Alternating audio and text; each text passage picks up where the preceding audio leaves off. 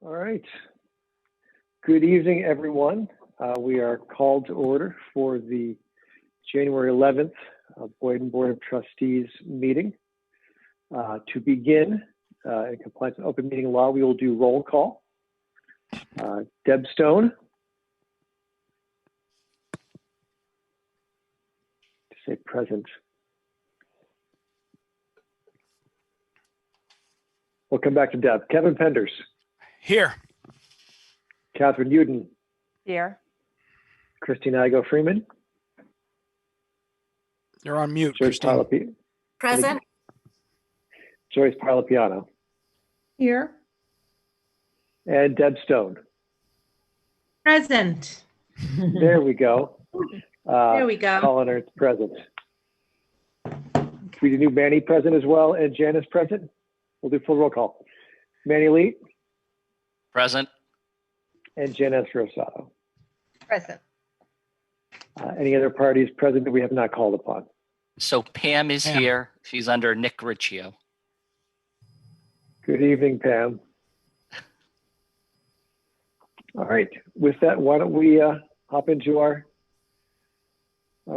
agenda today? We'll start with public input. Any public input today? No public input. Hearing none, we'll move on to minutes. We get a bit of an echo here. We have 2 minutes to approve. First are the minutes of December 1st. And do we have a motion? Do we have a discussion of the minutes? And if not, do we have a motion to approve minutes of December 1st? So moved. Second. Motion by Christina Friedman, second by Kevin Penders. I believe all who were present can vote at that meeting. And Joyce, because you were not yet sworn in as a trustee, you would not vote on these minutes. That's what I thought. Great. So all in favor of approving the December 1st minutes. We'll do roll call again. Deb Stone. Aye. Kevin Penders. Aye. Catherine Uden. I don't think I was there. Was I there? Jude abstain. Yeah. Abstain. Christine Igo Freeman. Aye. Joyce Parlapiano. I think I have to abstain too. Yeah. Yeah. Mhm. And Colin Ernst, I approve. So 4-0-2 minutes are approved. Next are the minutes of the December 8 meeting. Any discussion of the December 8 minutes? If not, do we have a motion to approve December 8 minutes? I make a motion to approve the December 8th minutes. Motion by Deb Stone, Second. seconded by Kevin Penders, and third by someone's dog. Fortification. All right, so we'll go around again. Vote to approve. Let's start with you, Deb. I approve. Deb Stone approved. Kevin Penders, Yes. Catherine Uden, I approve. Christine Igo Freeman, Approve. Joyce Parlapiano, I approve. and Colin Ernst, I approve. 6-0-0. We're getting good at that, huh? All right, next correspondence. Manny? No correspondence. All right. All in favor? I'm kidding. You don't need to vote. Friends report. Hi, Janice. Hi, how are you? Well, Happy New welcome. Year, everyone. Happy New So Year. we had our meeting last week and we went over, we hadn't had a meeting since then, October, because we had pushed out our November meeting because of the book sale. So we did a book sale review, recap. I'd already told you guys how it went really well and we made $2,000. We also got a report out on the Giving Tree. This year we had to only do gift cards and we weren't sure how that was going to go, but it went really well. We had 82 gift cards, many of which were $50. And we also collected 90 books, which will be distributed. They're working on how best to get those out into the community. From that, we jumped into going forward. We talked about we're going to have our annual Friends meeting, which will be that first Wednesday in February. We'll do our elections, but before the elections, we're going to make a bylaw change. We're going to vote on it. It seems like it'll go through no problem. We're adding I can never say it. Help me. Thank you. Emeritus, yeah. Thank you. Emeritus position. I got a mental block, sorry. And that's to allow some of our longtime members who really, because of certain situations, can't really participate as well now, but to recognize them and let them still be on the board, but in a non-voting position. So, and then from that, we'll just go into our regular meeting. Then Dave is getting the newsletter out, and with that, we'll be kicking off our membership drive. So everybody, membership dues, please come in. All the friends will be getting an envelope in with their. It's the one time a year that we actually send a hard copy of the newsletter out. I think I got mine today. You got yours today? Okay. Me too. I don't get one. They don't send me one. Get you on the seed list. I already paid. The other thing that we really started talking about was the spring sale. We feel that we should be able to have a spring sale again because the fall sale went so well, and hopefully things will even be a little bit better come spring. We will wait till at least mid-May. So we wouldn't have it any earlier. So we usually have it that third week in May, and that's probably our target date, but we'll see how things go. And we were talking about, I started the conversation, I wanted people to start thinking about how we could collect books. And so Kevin had some concerns with, about like really not putting out the box, a collection box, and the risks inherent of bringing in a lot of books that hadn't been quarantined. So, and I'd like to hear you guys' thoughts on that, but I know that's later on the agenda, but just want to let you know, we do have a committee form. They're going to start thinking about that and looking at other alternatives. But I think at the end of the agenda, we were going to talk about that. So that's all for now. Great, excellent. Any questions for Janice? Just, I guess the only thing I wouldn't know is how long would a book have to be quarantined to be safe? We follow right now. We are collecting small amounts, but basically they're being dropped off we're picking them up. They're coming to either directly to our house or we pick them up, and we're following the same guidelines that the library uses, which is 3 days. If you stand them up, you fan them out, and then it can be 3 days. Yeah. Okay. Thank you. All right, we'll have some more discussion on that later in the agenda, like you said. Okay. Janice. All righty, professional staff reports. You'd like to highlight, Maddie, from the reports we've received. Sure. So Suzanne is continuing to purchase CDs and DVDs and some of the young adult books. Jessica had her first round of programming, and the New Year's Eve program was very successful. We had 41 Zoom attendees. It was a New Year's Eve party with Miss Casey. Did very well. Tim is starting to weed the nonfiction collection. And for those who are watching at home, asking yourself, what is weeding? Mm-hmm. Weeding is a library term where Tim, in this instant, is looking through the nonfiction books and looking at subjects that are kind of long in the tooth, so to speak, and looking to purchase updated materials. This is very common with libraries. There are times that we do weed the fiction collection, but right now Tim is doing the nonfiction collection. So if you ever hear me say weeding, that's what it means. It's just a library term of discarding older subjects, and in turn purchasing updated materials concerning those subjects. That happens quite often as everything is changing constantly. So Tim is doing that. And then a few things I do want to point out with Kathy Belharney.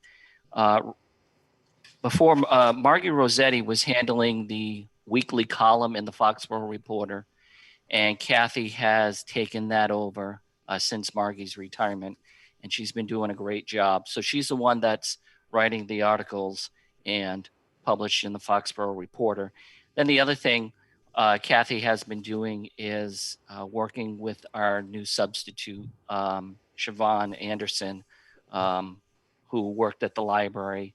So Kathy is working with her right now as a sub. So that's one of her duties here as the adult services senior librarian. And that's all.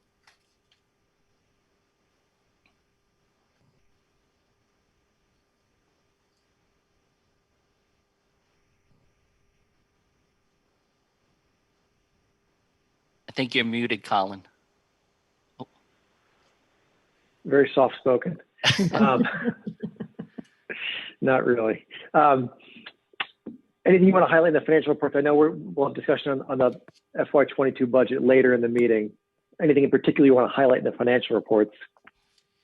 Nothing. I mean, I keep on saying this, and it's been very steady as she goes, as the term goes. We're just continuing to purchase, materials and everything, cleaning supplies and you name it. So business as usual here at the library. So things are going well. Pam does a really good job keeping track of the expenditures, make sure we're hitting our targets, and we are. Okay. Any questions for me? No? All righty. Roll along to director's report.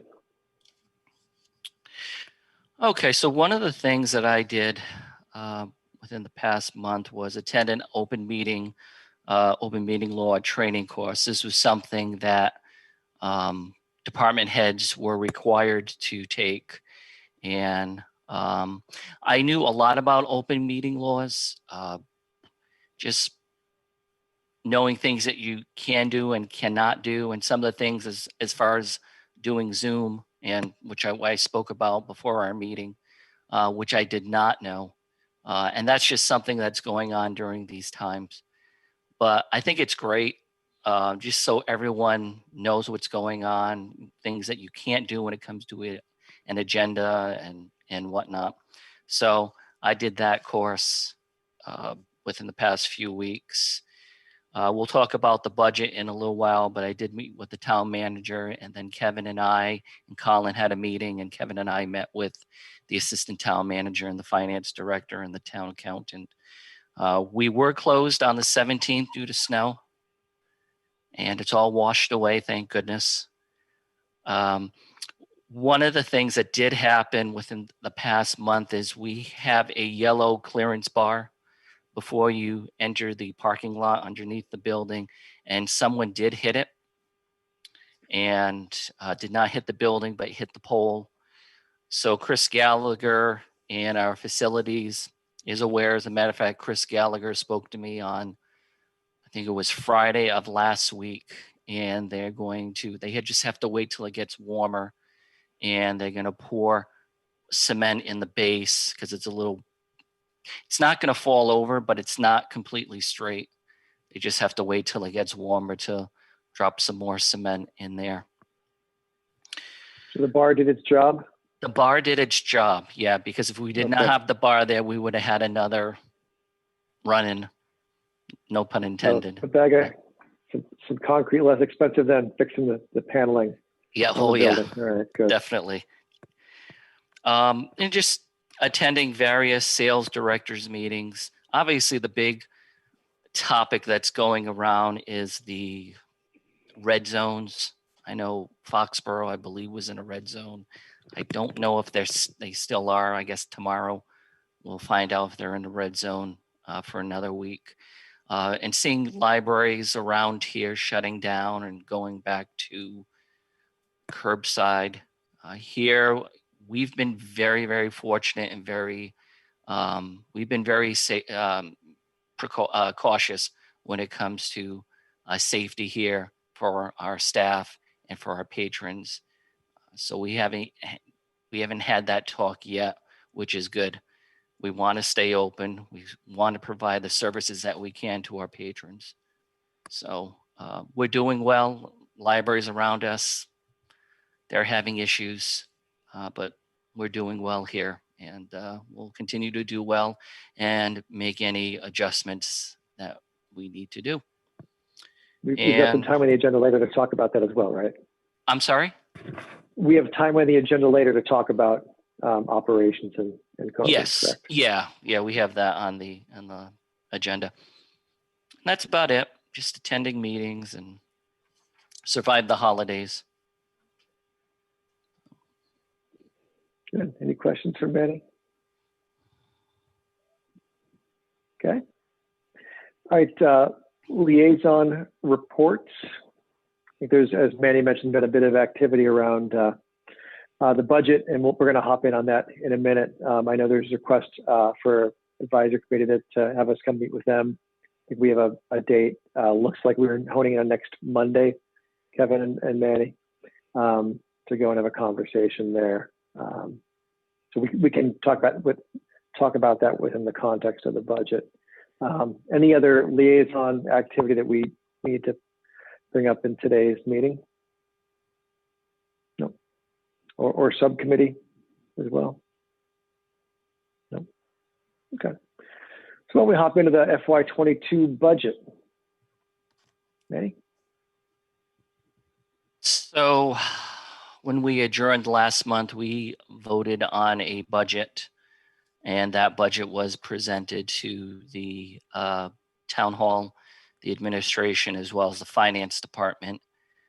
Following our trustee meeting, I did have a meeting with the administration, and they pointed out that they are not supporting any new hires in FY22.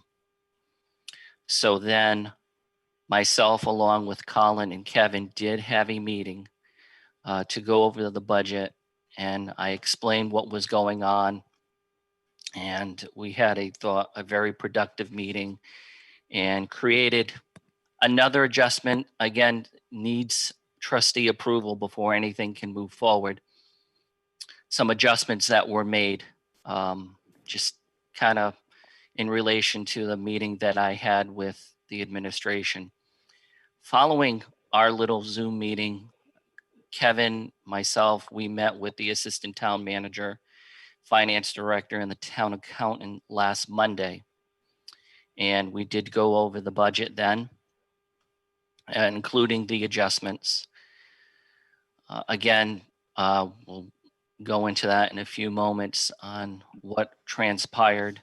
But what Mike Johns did say, the assistant town manager, and George Samia, the finance director, was basically what the town manager did say to me when we sat down following our last trustee meeting and me presenting the budget to him.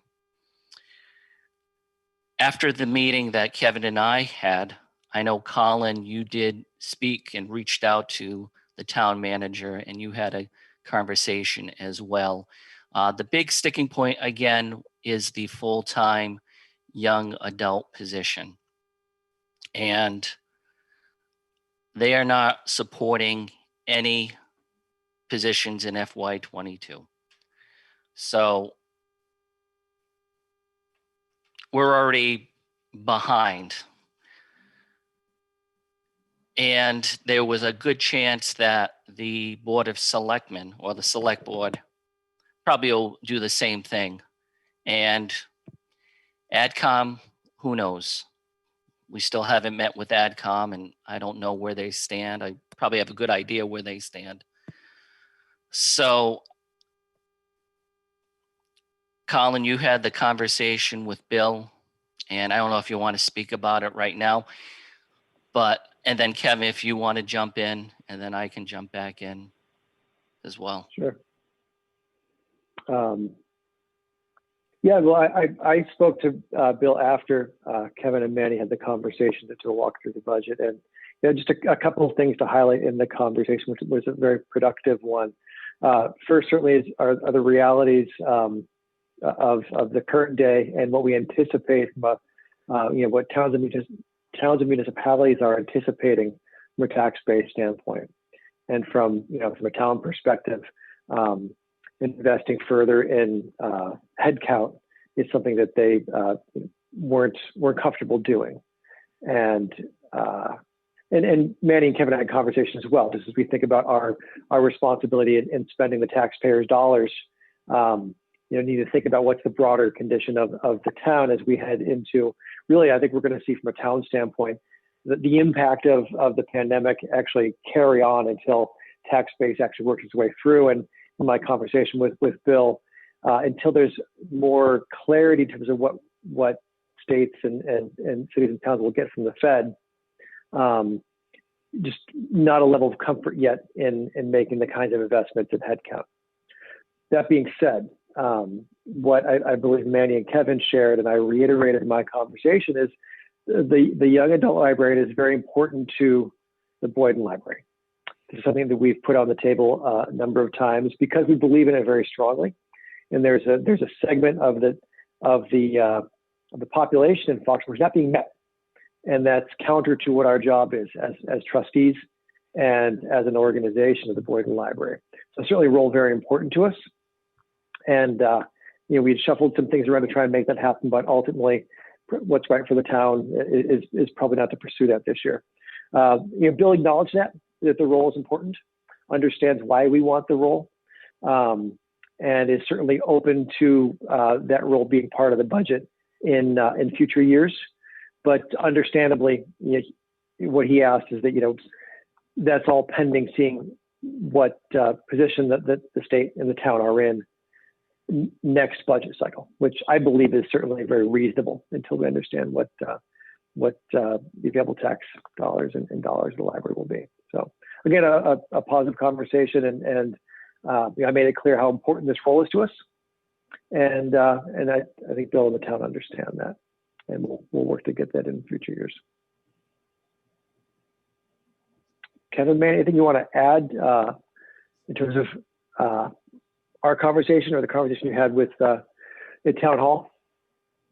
I think with respect to the conversation we had with town hall, we were very clear to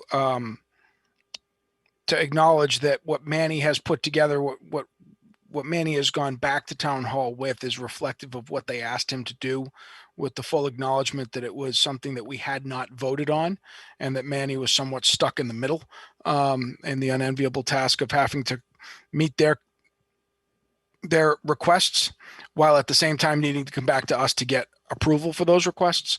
So so we were very clear that in that conversation, this was not something that the trustees had endorsed, because we haven't had the opportunity to have this discussion yet. We also were very clear about the fact that this was our single biggest priority, and that we had a meeting in December where we talked about exactly that, and tried to redo the budget to tailor that need, appreciating that that there would be some economic challenges associated with COVID that would be playing themselves out in this upcoming year's budget. Town Hall has taken the position that Town Hall has taken, and I think that was, I think it was good that you were able to get with the town manager and have a conversation with him about the seriousness of the position for us as a priority, and it is consistent with what we said we would do last year, and it is consistent with what we've indicated we wanted to do in prior meetings. So with that, we did go through and make an adjusted budget that is that was circulated in the packet. If I think the last time we tried to share something on a Zoom meeting, we messed up the meeting. So I'm not going to volunteer to share my screen lest I make a disastrous move there and we can't back out. But for each one of you, and Manny, you may be heading in this direction to do a walkthrough, because there are a couple of adjustments that I think need to be highlighted here for folks in consideration of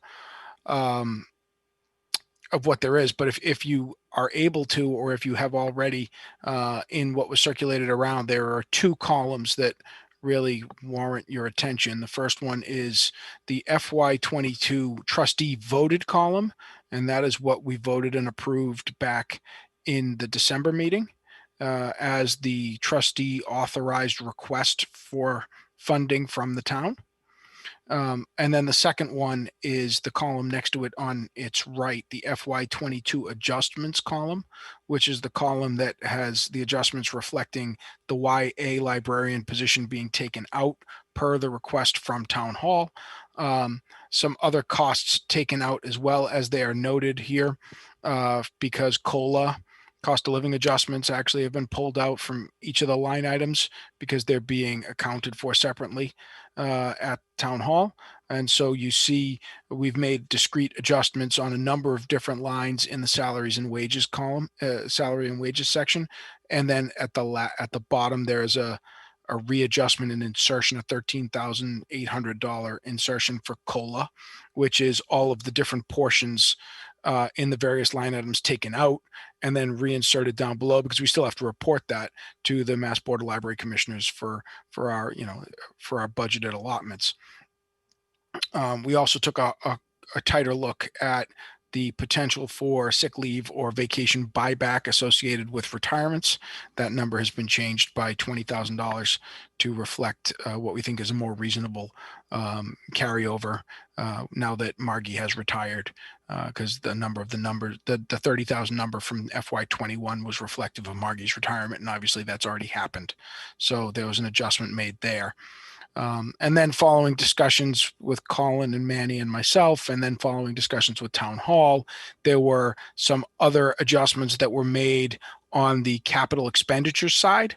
They're noted, several of them anyhow, or at least are noted, and Manny, you may want to go through them more discreetly than I am doing, but an increase in expenditures associated with cleaning and disinfecting, an increase associated with the purchase or lease of a new copier, which we talked about at the last meeting, December meeting, but we opted not to do as a cost-cutting measure to validate the YA librarian increase. Some other, I think those are the two big ones, Manny, but there are some other incremental changes in there as well that I don't know that are significantly worth noting, but those are the two big adjustments in that column.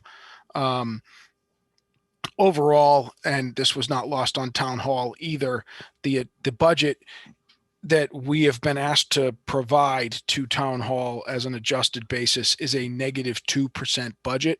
So it is not, the overall budget is down 2% from last year, which is reflective, from our perspective, of it being a very cost conscious, linear request. And being very, very fiscally prudent. Obviously that would change if the YA librarian position was moving forward. And that was something that we did reinforce with them as something we would want to see. So there, I've monopolized that, Manny. I don't know what else you may want to add to it. I'll just add a few more things, Kevin. But I thought overall you were excellent with the explanation. With the COLA, I was going to bring up, and you did. So now COLA is going to be in a separate line item at town meeting, and all departments are going to be included in the COLA line item. And I did reach out to the Mass Board of Library Commissioners the Friday before our meeting, because I wanted to know if other municipalities have done that and what the libraries have done when it comes to recording, because our state aid is extremely important to us. And yes, it does happen in other municipalities, and we were able to retrieve that number from the town accountant, that 13,800. So that is included under the adjustment column, the last line item there. As far as operating expenses, we increased our cleaning, and I think we should increase our cleaning. We have a 36,000 square foot facility here. And in case anyone does have COVID or anything happens, we're going to need that money to do a severe deep cleaning of the facility. This is something that we've done already. We've done it twice, and it is costly. It's certainly not cheap, but I wanted to keep that in there just in case that happens, and just to keep the building completely clean as possible, because I don't want anyone getting sick when they enter our building. I want everyone to feel safe. So we increased that. We also added, and Kevin mentioned, the copier, and it's either we'll purchase a new one or we'll lease. It's something that Pam is actually working on now. So we added that in there. The under custodial supplies, we increased from 3,000 to 7,000, and again, cleaning. And I think that's justifiably so during these times. I can see that continuously going up from here on, making sure. Now, the total overall budget is -2, but we still meet the MBLC. This number would be ahead of the MAR. And Joyce, what that is, so the Massachusetts Board of Library Commissioners, they're the state agency for public libraries. And each and every year I have to compile statistics, and then including financials that needs to be turned into the state. And they have this equation. And what they do is they take the previous 3 fiscal years, the budget, they add them up, they divide them by 3, and then multiply by 1.025. So then that number will be the MAR, Municipal Appropriation Requirement. So that's the number. And then we have a TAMI, TAMI, which is the total appropriation municipal income. So the TAMI will be the FY22 budget. So when we go to town meeting, it'll be whatever it says for the library plus that COLA. So that number will be the TAMI.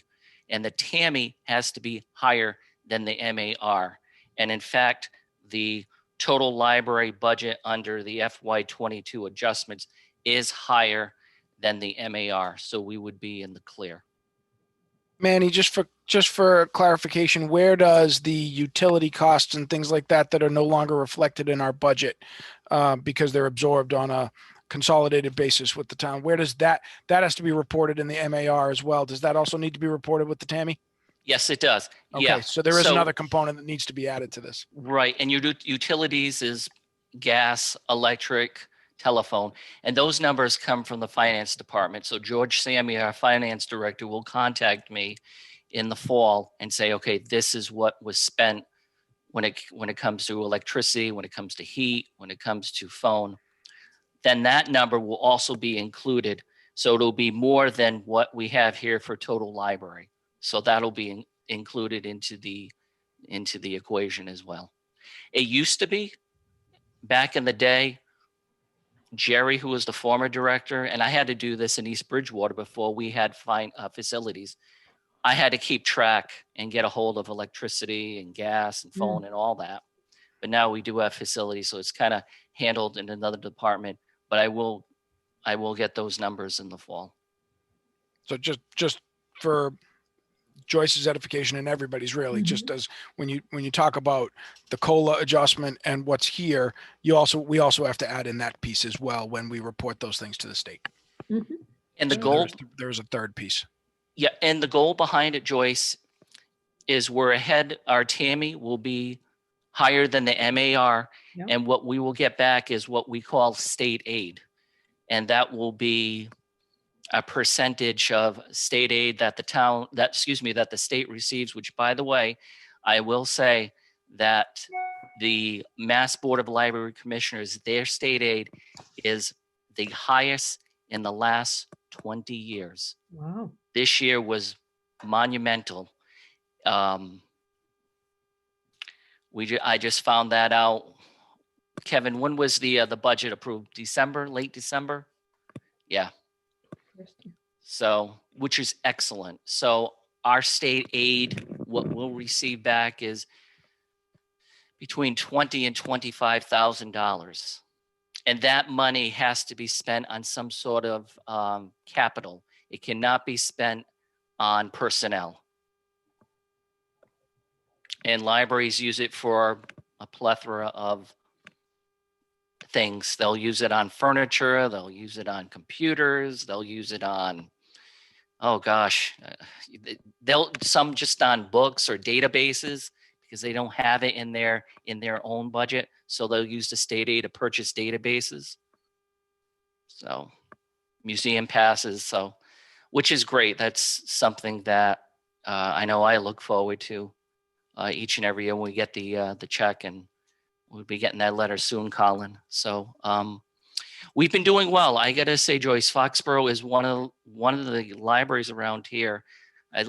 Since I've been here, we have not had to apply for what is known as a waiver. Mhm. And a waiver means we do not meet the requirements. And depending on the percentage, then our state aid gets, we don't get the 100%. We could get 80, we could get 70. Mhm. So there are many libraries actually around us right now that did have to apply for a waiver for FY20, and we did not, which is great. Sounds like a lot of that's from planning. Yeah, I think we're very fortunate here in this community. They do look after their library. There are many communities where the library gets ignored, Mhm. and it shows during budget time where they're fighting, to get their money, and it doesn't happen. It's horror stories of what happens. Mm. And some right around us, some communities, it's unfortunate. Thank you. Does anyone have any questions about so I guess tonight, and I guess we can come back on this, Colin and Kevin, would be a discussion if the board would like to go ahead with the FY22 adjustments, which comes out to $1,142,962, or stay with the FY22 budget that was voted on back in December. I think it's more than a discussion. I think it would require a vote since we Yes, it voted would, the yeah. first. Yeah. Yeah. So I think we heard some good explanation and kind of walkthrough from Kevin and Manny both on the changes to this revised presented budget today. So what I'd like to do is take a moment for questions or discussion for those who weren't part of those before. When I had the chance to sit figuratively with Manny and Kevin. So first, any questions as a board together on those changes, and then I think we should talk about this new proposed budget relative to the one that we voted on last time. And if folks are feeling strongly about the budget that was voted on, I think discuss some of the risks of presenting that one that is not in alignment with town hall's requests, and what we may have heard anecdotally in terms of support elsewhere in the approval process. So let's start first with discussion of the changes as proposed. Anything? I think we talked about a lot of that when we went the first version, so maybe. I think they seem very reasonable and logical, making those adjustments to the reality of the circumstances, and the fact that it's a better adjustment for what you can expect. Any other questions? Yeah, Christine. Not really a question, but just to thank you for doing all that. That seems like you did a lot of work just to come up with that revised plan. So thank you for doing that. Yeah, credit to Manny and Kevin, support to Manny. And just to echo what Joyce said, it seems very logical, the changes that were made, and thankfully it does meet the state requirement, and we don't need to, apply for a waiver. So that's great news. Thank you. Good, yeah. The original one we voted on in December, the adjustments, we can't really let that stand anyhow, right? Because didn't the one we voted on in December include the COLA costs and the YA librarian? So it's become somewhat null and void. Do we Well, have to? the COLA costs exist in either, right? It's just Okay. one is a more accurate, the FY22 adjustments column is a more accurate reflection of COLA, because those numbers were brought to us by town hall, but Okay, COLA is embedded in what we voted in December. It just may not have been, and we're going to pay COLA either way. So Okay. it's just not broken out as a line item. okay. It's rolled up into the other ones. And then the other adjustment is, as you noted, the removal of the YA position. YA. And the addition of the copier, right? Because we had, And the cleaning. Yep. and the cleaning. Do the, just a quick wondering, do the cleaning costs at $7,000 line, is that for the staff of the Boyden? That's not for the custodial staff to use, correct? So the 7,000 is the custodial supplies. For, So I want to make sure you're talking about the right line item. right. Or that So we're answering we the right have line. custodial, sorry, I have to take my glasses off Yeah, no to worries. read it. Custodial services. So that's Doing it on my phone. that's a $40,000 line item. 40,000. And then I'm just curious why the 7,000 is, we supply them with the materials to use when they come. So that's purely labor, the 40,000. Correct. Yeah, for 40,000, that line item is for the services for them to do the work here.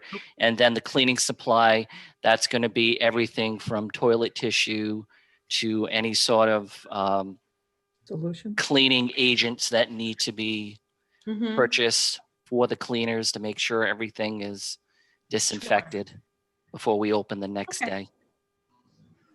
Thanks. I just was curious why it was in two different places. So when they put a bid in, they're putting it in without supplies. That is correct. Purely Yeah. on Man and woman power. Okay. Mhm. Okay. Well, I'm also second the notion to thank you for all your work on that. And I'm very comfortable voting on the adjustment tonight. Would, without taking a vote yet, can I vote on the discussion, I guess. I want to be sure we leave some space if any of the members of the trustees or if Manny would all, welcome you, Manny, as well. If we want to have a discussion about some of the risks and benefits with sticking with the budget that we had voted on. I want to leave some space before we get to any sort of motions. Sure. I'm happy to speak to that if you want me to, Colin. The process is such that, so we haven't met with AdCom yet. The town hall review is the first step in the process of the town budgeting process, right? Ideally, anybody who's doing a budget wants to get everyone to sign off on their proposal all the way through the cycle. So it starts with town hall. It would then go to AdCom and it would go to the Board of Selectmen separately. Both of them would make recommendations regarding the budget, and ultimately it goes to town meeting for the town meeting vote. So if we were to stick with the YA position or not even the YA position, but the December 8th budget as voted, we know we're going to have opposition from town hall. We know it's likely that we will have opposition from the Board of Selectmen. We don't know what AdCom's position is. We did say to AdCom last year we'd be back with a YA position. That was pre-COVID.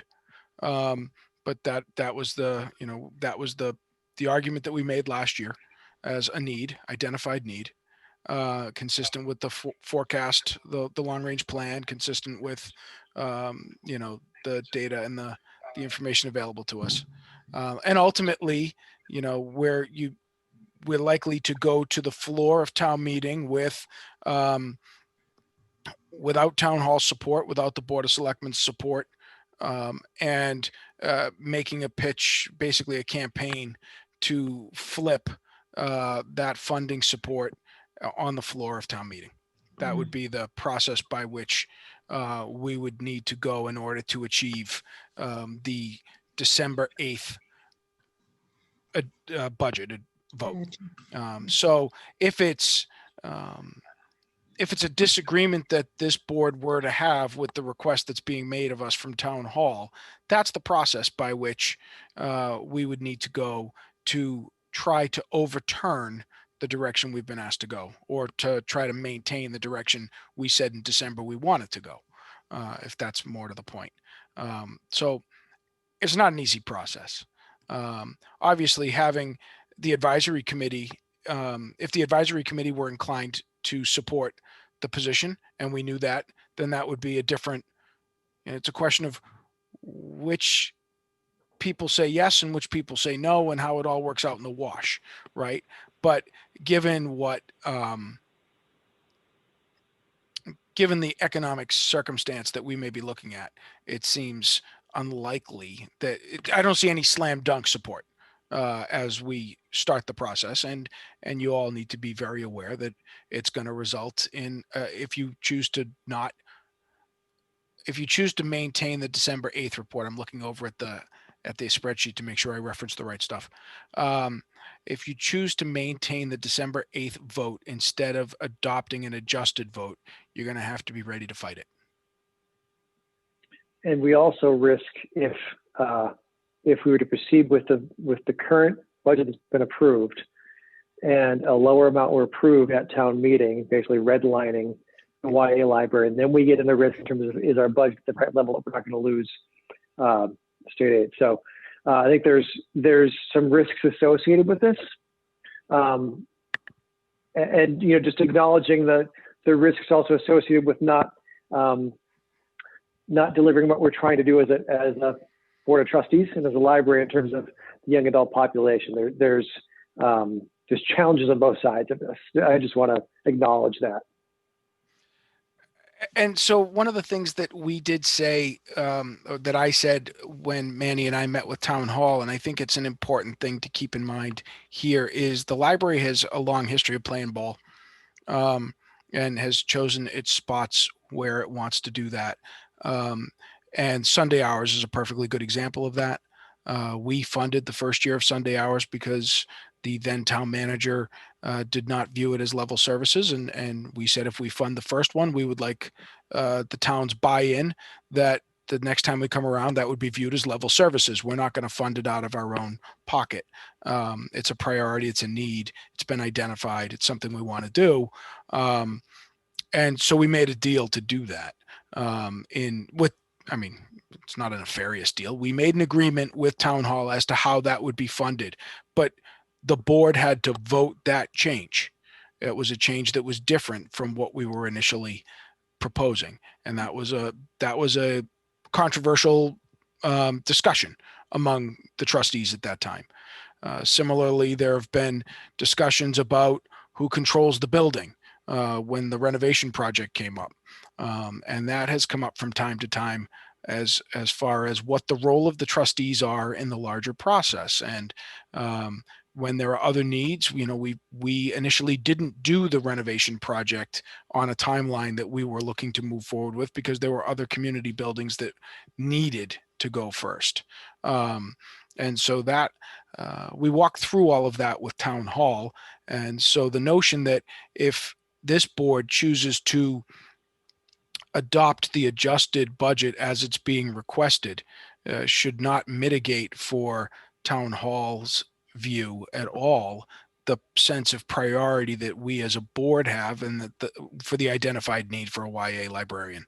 And I think it's we put, to the fullest extent we could, some pressure on town hall to know that we don't want to talk about a part-time librarian position for this next year if this is being pushed off.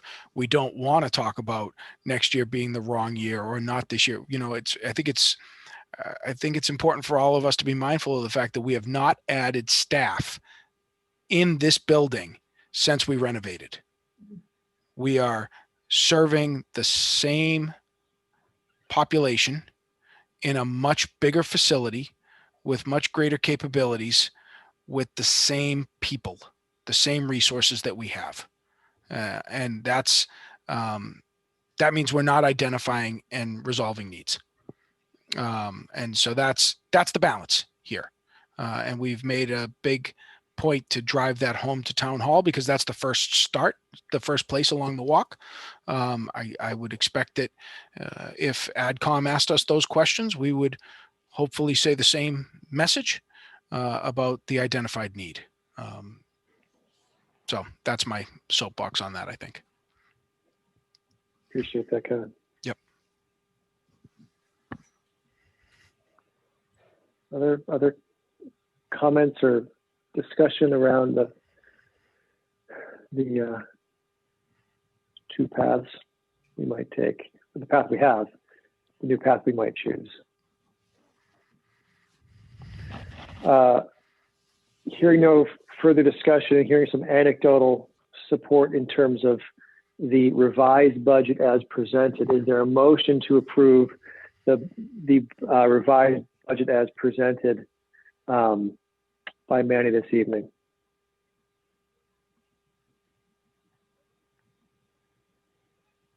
Any motion to approve? Motion to approve. Further discussion? Okay. Motion by Christine. Is there a second? Second that. Second by Catherine. Discussion with the motion on the table. I guess I'll start the discussion by saying it's with mixed feelings that I would personally that I might approve the budget, given the discussion we've had as a group in terms of how important this role is to us, and the work that we did as a board to look carefully at the spend that we make on behalf of the town and put forth what we believe was the most important change to the operation of the library that we're entrusted to support as a board of trustees. So certainly, personally, it would be with very mixed feelings that I would approve this budget because of those reasons. And again, we need to be sure that it's our responsibility, if we believe this is important, to get this into the operations in short order. That being said, again, my personal feeling, I have a hard time making that case this year. As I said to Manny and Kevin when we were working on the revision, in the business that I work in, if we were doing our annual budgeting, I would probably make the same decision to delay it. And I think that's the comprehensive power. Any one of us were to have to go in front of the taxpayers at town meeting, I think it'd be I would probably in the same place I am here. But again, it's not without reservation or hesitation, because this is removing something that I believe we are aligned as being very important to the library. So that's my offer to the discussion. But any other comments and discussion before a vote? Deb? I feel that we should go forward with the amended report. I would hate to get to town meeting and be accused of not reading the room, like fiscally, because I think it will build a better foundation for us to meet our goals in the future, which don't have to be the far, distant future.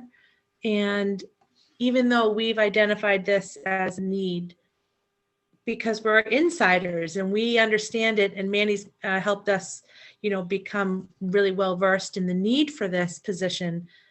Yeah. I hope you take this in the spirit I'm saying it. We are not letting anybody down in the town yet, because they don't know yet what they don't know. They don't know yet that we're missing out on this fantastic service that we know we need. So I don't think we're disappointing anybody with this budget, in that they're saying, well, geez, the poor kids in the middle school and the high school don't get it again. I don't think they know yet that they're going to miss that. So when we approach with this budget, and we've looked at it so fiscally, and we've what we need to do to sort of, be part of the long game, and I feel comfortable with it. I agree. It's sad, but I wouldn't want to go out to town meeting at 11 o'clock at night and have to stand up and throw our hat in this ring this time around. Yeah. So and I like the idea also of getting the new copier. I think that's going to be a great convenience for the staff too. So, so I Yeah. just wanted to say that. But just to add to those comments, Deb, I agree that I don't think that the town in general yet has as the level of background that we, like you said, is, you know, Manny has helped educate all of us in terms of the specialized role of the young adult librarian, the very key need for the community for this role.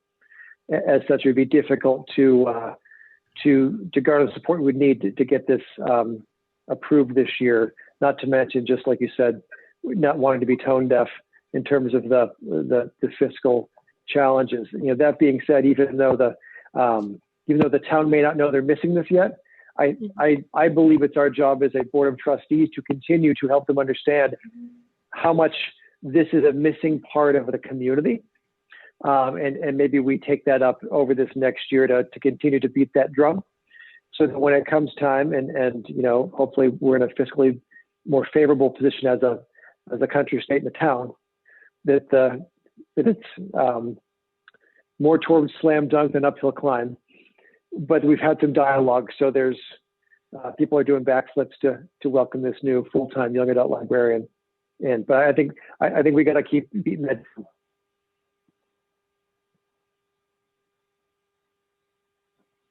Other comments?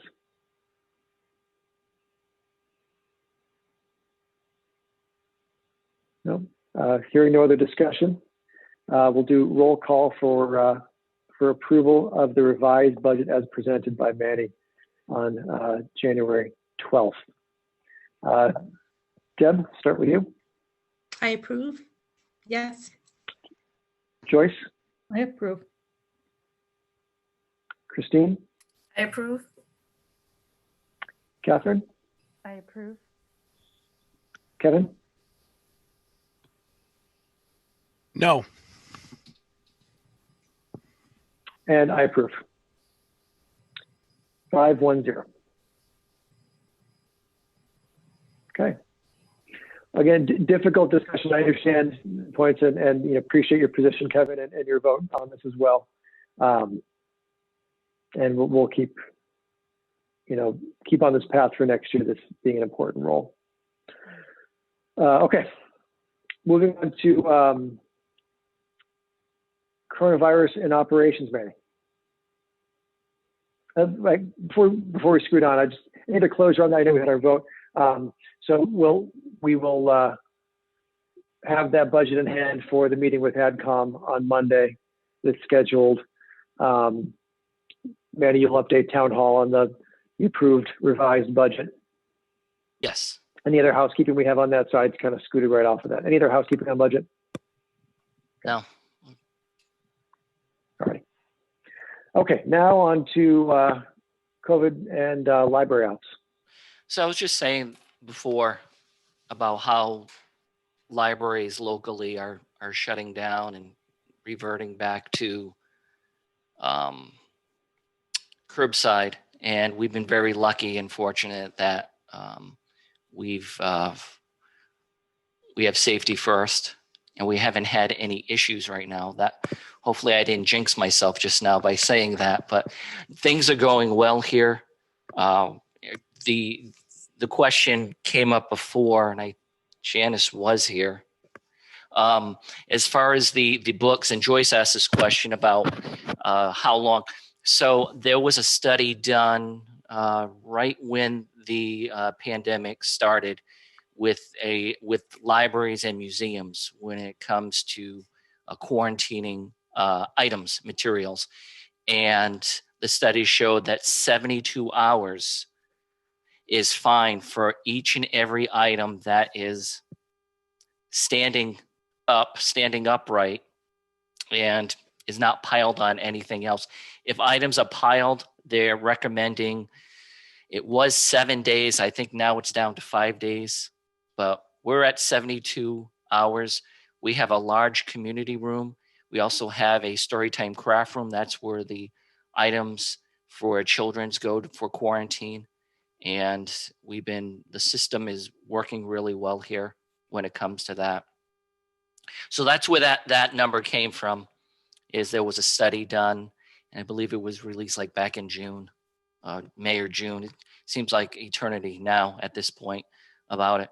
But that's where that came from.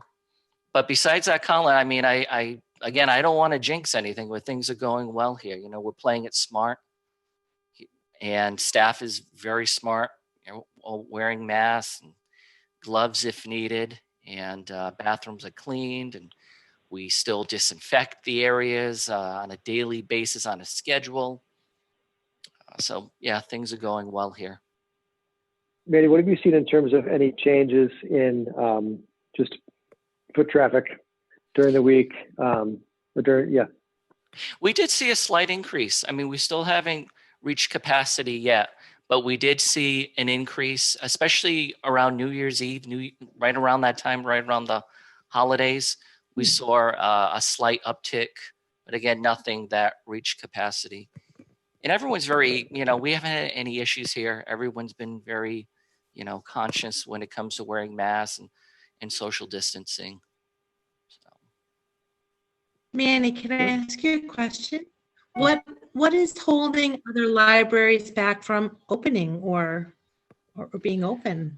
So some of them, their town manager has said the library has to remain closed. Oh. And there are a few where the library is extremely small. Berkeley, for example, what Berkeley was doing is they were having appointments and allowing 2 patrons into the building, and that's it. But now they're back to curbside. Seekonk is a perfect example where they shut down all municipal buildings because they are in the red and they're pretty high. The cities, I know Attleboro is shut down. They're doing curbside. Fall River and New Bedford never opened. That's how bad it is. Taunton was open at the start, but they've shut down because they're in the red really bad too. Yeah.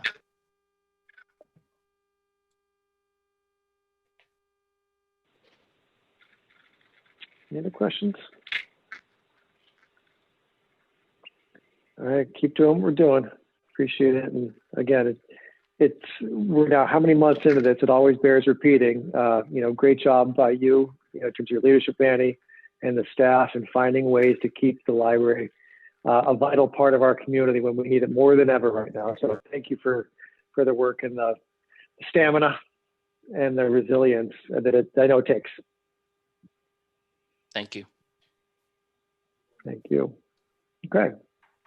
I think next is the holiday. So I don't think I sent this in the packet, did I? Okay, we can wait until next month. It's nothing critical, but normally we have it. The you do holiday have it. closings for Martin Luther King Day, President's Day, okay. Easter, etc. Yeah, we have it. Oh, I'm sorry. I just didn't print it out for myself. So the only change is that 4th of July falls on a Sunday. So that would be really the only thing is Monday we would be closed in observance of 4th of July. So I just need a vote on those holiday hours.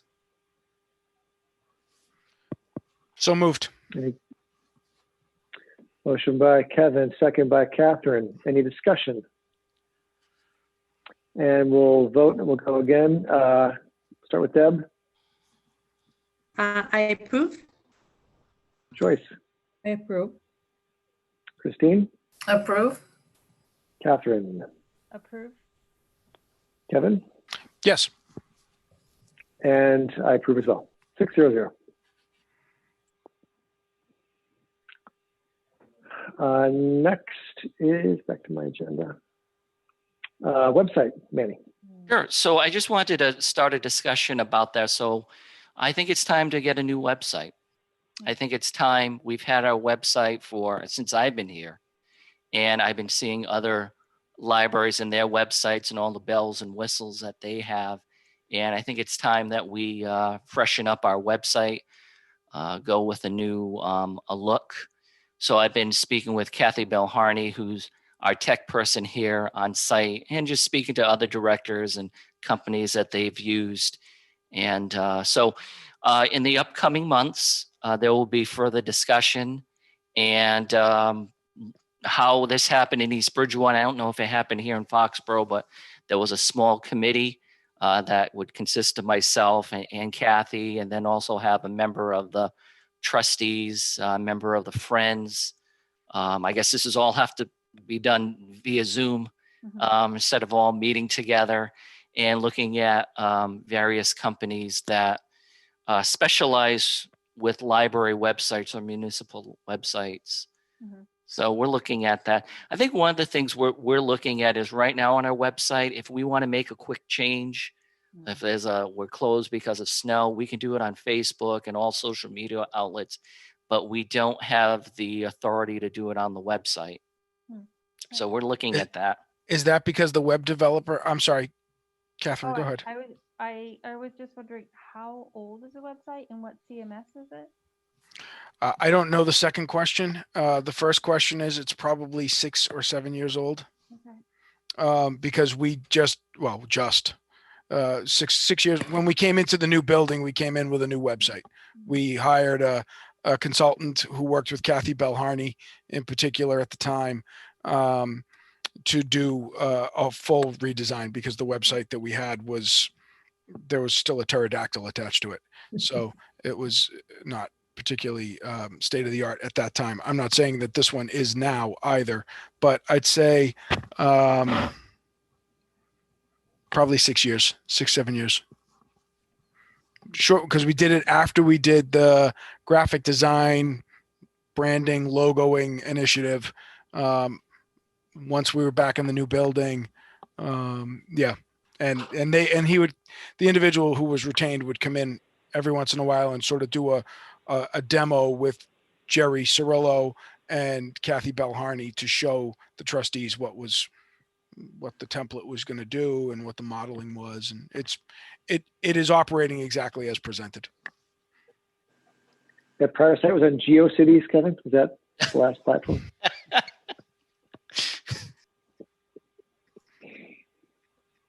Other questions or discussion? And then is there a budget carved out for this? And do you have a budget estimate in mind? I know it's hard until you get the firm in there to start kicking ideas around, but do you have a general ballpark you're looking at? Yeah, I do.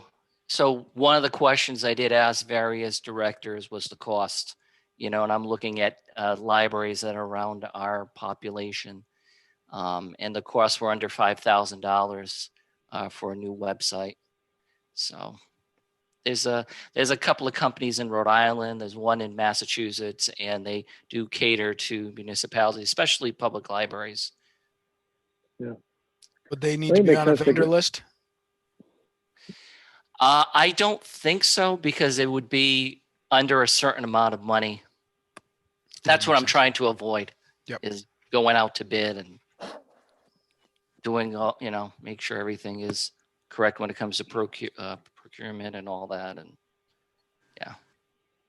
I mean, given how much of especially this year, how much of the library business has been online, and considering how many digital assets you've incorporated into the library's offerings, I think it makes a lot of sense to upgrade and modernize, and eager to see where you head with the ideas. And I think the idea of using some of the specialists that do library sites, I think you get a lot of leverage, a lot of value out of that versus a random shop that would do this. So yeah, that's what we're looking at. And I'll give an example. The Seekonk Public Library, they have a brand new website. It's about a year old, but Kathy and I were looking at that, and we liked the presentation. And it's nothing super fancy. We're not looking for all the bells and all the glitz and glamour and flashing and blinking. We're looking for something that our patrons will find easy to use. And so is there a member of the board that would like to be on a web committee? I can. Okay. I'm Thank actually you. in charge of my website at work, so. Okay. Janice. I have an older website than you. So. Now, Janice, would you like to be the Friends member on the committee? No. No? Okay. We'll get Dave. honestly, right now, I'm having so much trouble with technology. I don't want anything. I mean, I just had my microphone, everybody was coming through garbled, and I had to switch to my iPad, and now I get the sun in the background, and no, I think there's probably somebody on the Friends that might be Yeah. better suited than me. Let's say that. Okay, we can bring it up at the next meeting in February. Yep, okay, Okay. thanks. My one request, Manny, is that the blinking lights and glitz and glamour is on the trustee page. Put it all right on that page. It's all going to be You don't have to stars, full- flashing in stars. Yes, superstars. Good grief, good grief. Sounds, well, not the glitz and glamour, in general, sounds good. Yeah. You can hear more. All right, lastly, the Friends donation drop-off day. Yes. You want me to tell you what I was thinking? Yeah. Okay, so because we haven't been collecting much in the way of donations and we're hoping to have a spring sale, I wanted to start people thinking about how, what we could do. And I was thinking, could we have a drop-off day where, we could be set up outside, people could just drop things off. But then the issue I think that Kevin brought up, interrupt me if I'm wrong, is, bringing in books that haven't been quarantined in any volume. We don't want to have the librarians have to be involved in this. So what we ended up doing at the end of the meeting was we formed a committee, and Leslie Ann was going to head up a committee to look to see if we could possibly find another site where we could collect the books and maybe even hold a book sale. So they haven't started that work yet. But I just wanted to get input from you all as to what concerns you might have as far as doing a drop-off. So since I'm the one who raised it at the Friends meeting, if you don't mind, Colin, why don't I just drop off, just go from there, and then we'll leave it open for everybody else to provide feedback. And obviously at the Friends meeting, I said that's something I think the trustees would have to, as caretakers of the building, would have to be very cognizant of what the protocols are. The balance here is the Friends are an awesome resource and are a great we are great beneficiaries of everything that they do. So I don't minimize any of that in the slightest in the concern, but we just got done talking about an update on the coronavirus and library operations and libraries that aren't open, or libraries that are just doing curbside, and the revenue that comes from the Friends book sale and the buzz that comes from it, I might add, because folks love to go to the book sale. They look forward to it once or twice a year. But to do it, and I'm not saying to not do a Friends book sale, but to do it, and to do it as a drop off, the box has been removed. So to bring the box back means that if there's any science at all that supports the idea that COVID can be transmitted through books, which I don't think there's a lot of science that supports that, but there are protocols and best practices for how to treat the collection when it comes back. And we're doing it by, ironically, using the Friends room as laydown space for when our collection comes back. So if we use the Dropbox or any sort of a Dropbox type system, yes, the Friends take that and empty it, but our library staff does that as well. And so we would be exposing them to something beyond the control of our building in a way that we've controlled it to date. If we do a drive-through book drop, and one of the things that came out was that all books that came in would have to be bagged or tied up and bagged, and so therefore have quarantined for several days, which is great, but we can't control any of that as caretakers of the building. So if people just took books off the shelf, threw them in a plastic bag, and dropped them off that morning, they've quarantined on their bookshelf in their house. That's not quarantined. So I suggested that we have a different obligation that we need to be cognizant of, as important as the book sale is, that we are not exposing our staff and our collection. And obviously, if that is done and we are housing those materials, right, the Friends room upstairs is too small to sort, staff, quarantine, and to do so in a reasonable way for the Friends and for the library patrons and for the library staff. So we would need to be finding some other space in the library to house the book sale quarantine if we were going to be doing it on site. And so I really don't want to sound like the Grinch who's like, so therefore we're kicking the Friends out of the library for the purposes of holding the thing that benefits us.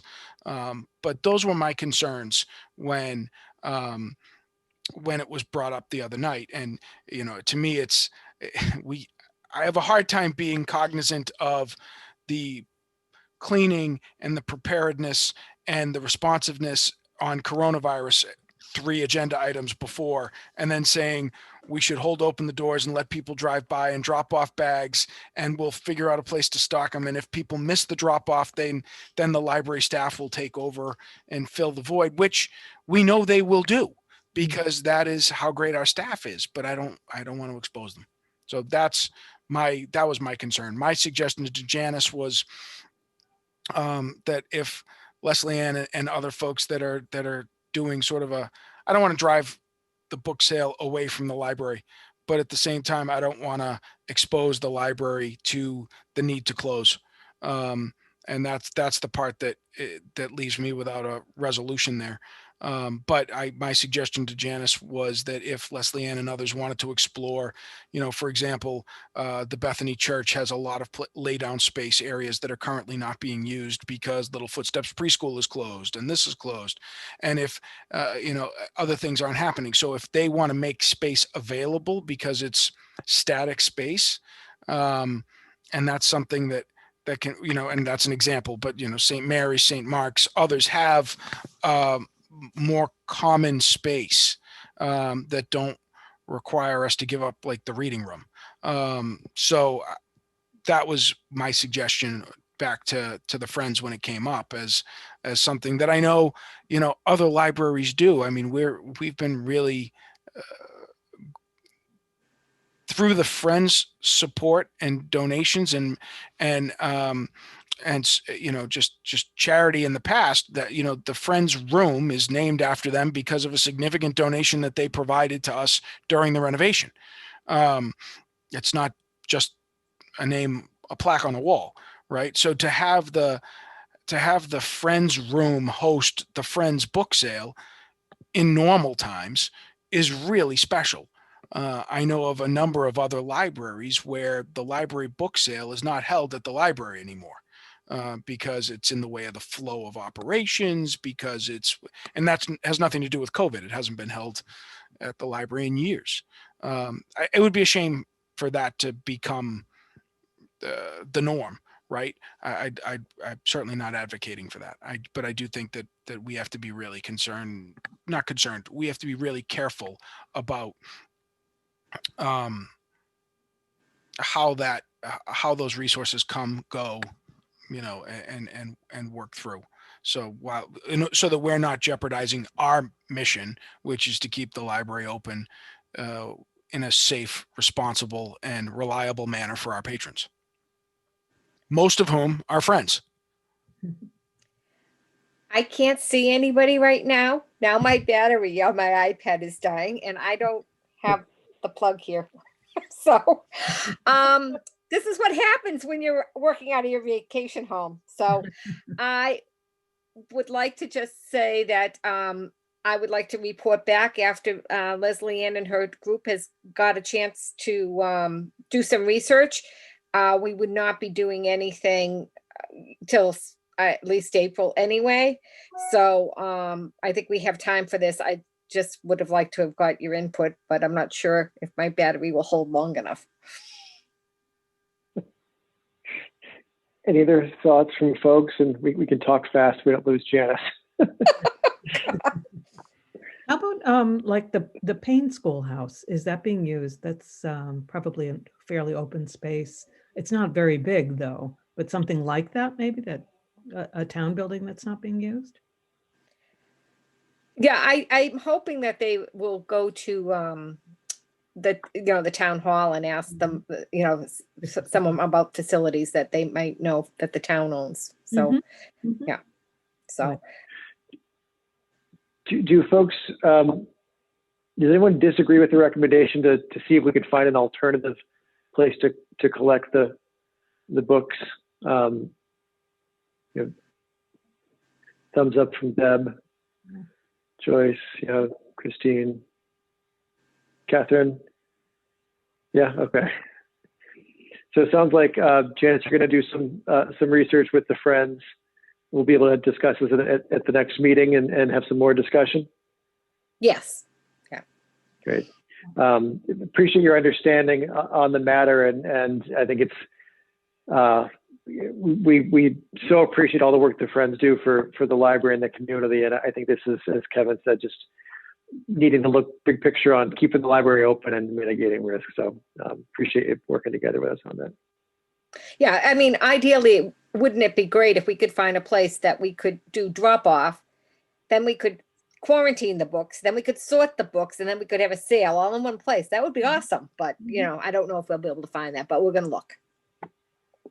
Awesome. Thank you. Great. Thank you, Janice. Any other comments on the book donations?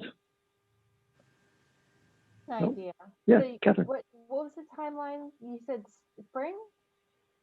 Book sales usually in May. Can you move it to the summer when the schools close? The liability don't- issue?